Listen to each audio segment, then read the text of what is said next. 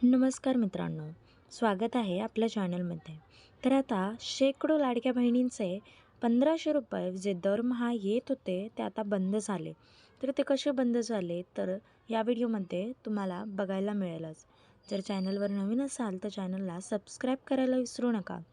तर आता काही महिलांनी ई-के-वाय-सी केली, परंतु त्यात ई-के-वाय-सीच्या नियमांमध्ये बसत नव्हत्या. तरी देखील त्यांनी ई-के-वाय-सी केली व सरकारी योजनेचा लाभ घेतला. त्यामुळे त्या दंडास पात्र झाल्या व अशाच महिलांचे आता 1,500 रुपये तर बंद झालेच, परंतु आता दरमहा जेवढे त्यांनी पैसे लुटले होते तेवढे त्यांच्या बँक खात्यातून कट होणार. काही महिलांनी याच्यावर कंप्लेंट देखील केलेली आहे की असं काही नसून देखील तुम्ही आमच्यावर आरोप लावताय. परंतु सरकारने पूर्ण पडताळणी केल्यानंतरच शेकडो महिलांना या योजनेचा लाभ घेण्यास थांबवलेला आहे. परंतु काही महिला ज्या आहेत त्यांना ती योजनेचा लाभ घ्यायचा असून त्या सरकारकडे मागणी करतायत की आम्हाला ती योजना द्यावी, परंतु त्या नियमांच्या अटींमध्ये त्या बसत नाही आहेत. त्यामुळे सरकारने त्यांच्यावर कारवाई केलेली आहे.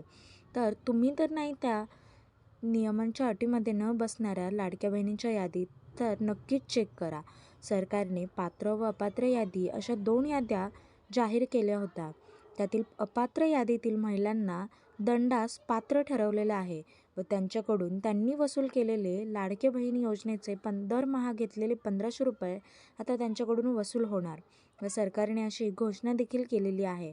तसेच काही महिला आहेत ज्यांच्या घरातील सदस्य हे सरकारी नोकरीत आहेत, तरी देखील त्या योजनेचा लाभ घेत आहेत. तर अशा महिलांना देखील दंडास पात्र राहावं लागेल.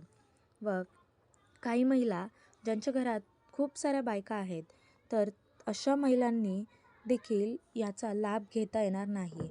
घरातील फक्त एकाच महिलेला याचा लाभ घेता येईल.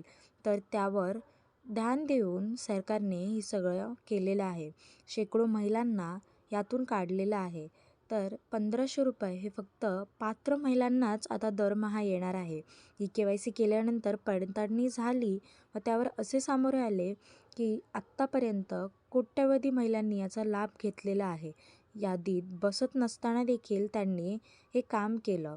त्यामुळे हे सरकारी योजना असल्यामुळे त्यांच्यावर दंड पडलेला आहे व ते दंडास पात्र झालेले आहेत. जर दंड भरला नाही तर आता त्यांच्यावर कारवाई केली जाईल व ती कारवाई कठोर असेल असं देखील सरकारने सांगितलेलं आहे.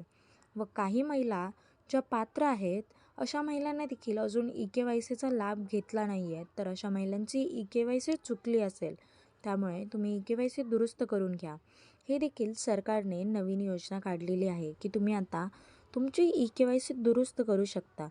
जसे जिथे तुम्ही ई-के-वाय-सी केली तिथे किंवा आपल्या मोबाईलमधनं ई-के-वाय-सी करण्यासाठी लाडकी बहिणीच्या ऑफिशियल वेबसाईटवर जाऊन तुम्ही पुन्हा ई-के-वाय-सी दुरुस्त करू शकता.